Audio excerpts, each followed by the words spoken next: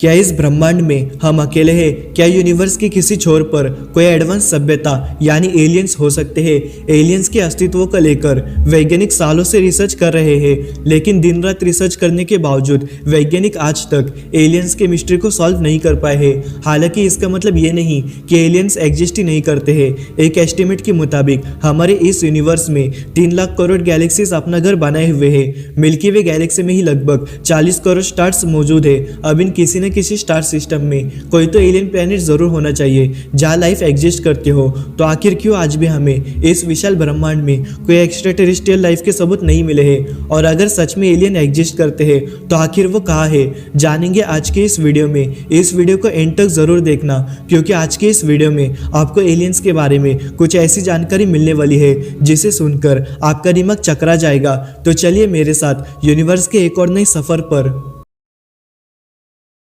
दोस्तों, जब हम एलियंस की बात करते हैं तब आपके दिमाग में क्या ख्याल आता है?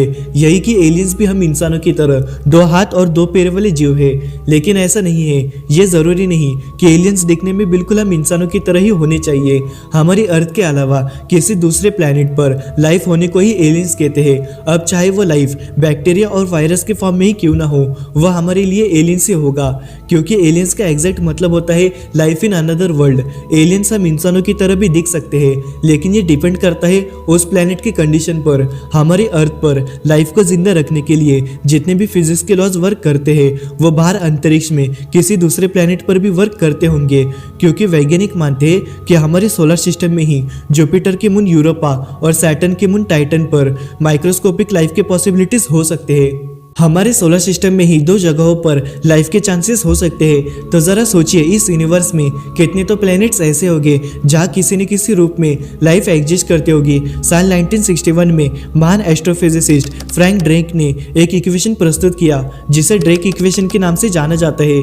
इस थ्योरी के मुताबिक हमारे मिल्की वे गैलेक्सी में ही लगभग 10,000 प्लैनेटरी सिस्टम ऐसे हैं जहाँ एक्स्ट्रा टेरेस्ट्रियल लाइफ हो सकते हैं, जो हम तक इलेक्ट्रोमैग्नेटिक रेडियो सिग्नल भेज सकते हैं। हमारे अकेले हबल टेलीस्कोप ने ही अब तक 4000 प्लैनेट्स ऐसे खोजे हैं जहां लाइफ के पॉसिबिलिटीज हो सकते हैं। लेकिन इन प्लैनेट्स की दूरी हमसे इतनी ज्यादा है कि अगर किसी एक्स्ट्रा टेरेस्ट्रियल लाइफ ने हम तक कोई रेडियो सिग्नल भेजा भी तो भी उस सिग्नल को हम तक पहुंचने में कई 100 सालों का वक्त लगेगा। हमारी अर्थ मिल्की वे के जिस पॉइंट पर लोकेटेड है वहां से मिल्की वे का आखिरी छोर 75,000 लाइट ईयर्स की दूरी पर स्थित है। मान लो कि मिल्की वे के दूसरे साइड पर कोई एलियन लाइफ है जिसे हमें रेडियो सिग्नल भेजना है, तो उस सिग्नल को एलियंस तक पहुंचने में 75,000 साल का समय लग जाएगा। हालांकि वैज्ञानिक पहले से ही अपनी तरफ से कई बार रेडियो सिग्नल भेज चुके हैं। इसके साथ ही इंसानों द्वारा बनाया हुआ वॉयेजर स्पेसक्राफ्ट अपने साथ एक गोल्डन रिकॉर्ड लेके गया है जिसमें हमारी अर्थ के बारे में सारी जानकारी मौजूद है। इस गोल्डन रिकॉर्ड में 40 से भी ज्यादा अलग अलग लैंग्वेजेस मौजूद है, जिसमें हिंदी, इंग्लिश और उर्दू भी शामिल है। अगर भविष्य में कोई एलियन लाइफ हमारे इस वॉयेजर स्पेसक्राफ्ट को ढूंढ ले तो उनके पास हमारे बारे में वो सारी जानकारी पहले से ही मौजूद होगी। हालांकि वैज्ञानिकों के इतने मेहनत के बाद भी उन्हें अंतरिक्ष से किसी तरह के कोई भी सिग्नल्स प्राप्त नहीं हुए। वैज्ञानिकों को अंतरिक्ष में सिर्फ सन्नाटा ही सुनाई देता है और इसी को कहते हैं फर्मी पैराडॉक्स।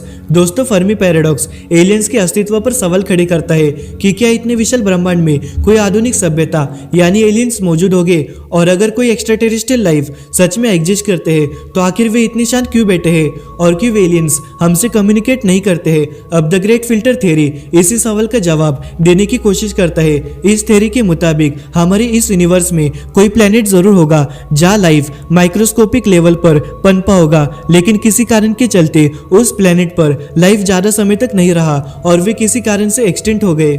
यानी यूनिवर्स में कई ऐसे हैबिटेबल प्लेनेट मौजूद है जहाँ के कंडीशंस लाइफ को पनपने के लिए सुटेबल तो है, लेकिन वहां पर लाइफ पनपती नहीं। इसका मेन रीजन मास एक्सटेंशन भी हो सकते हैं। ये मास extension volcanoes eruption, asteroid impact, climate change और गामा रे बर्स्ट की वजह से भी हो सकते हैं। ये मास एक्सटेंशन लाइफ के स्टार्टिंग पीरियड यानी माइक्रोस्कोपिक लेवल के वक्त हुआ होगा, या फिर इंटेलिजेंट सिविलाइजेशन बनने से पहले हुआ होगा, जैसे हमारी अर्थ के साथ हुआ था। हमारी अर्थ ने 5 सबसे खतरनाक मास एक्सटिंक्शन को झेला है। पृथ्वी पर हुए इस मास एक्सटिंक्शन के कारण उस समय 96% जीवों और पेड़ों की प्रजाति पूरी तरह खत्म हुए थे। ठीक ऐसा ही अंतरिक्ष में किसी एलियन सिविलाइजेशन के साथ हुआ होगा।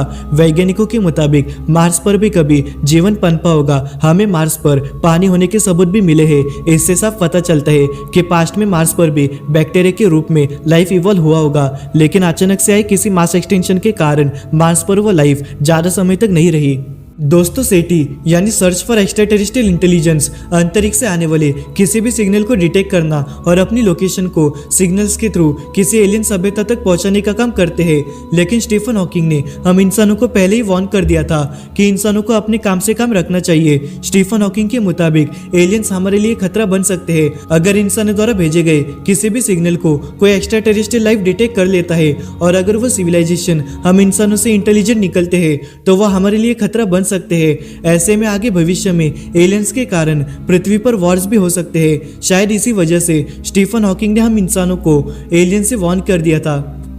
तो दोस्तों, आपकी इस विषय पर क्या राय है? क्या एलियंस हमारे लिए एक खतरा है? हमें नीचे कमेंट में आपकी राय जरूर दीजिए। और अगर आपको ये वीडियो पसंद आया है तो वीडियो को लाइक करें और साथ ही हमारे इस चैनल को सब्सक्राइब करें। तो अभी के लिए बस इतना ही, मिलते हैं नेक्स्ट वीडियो में।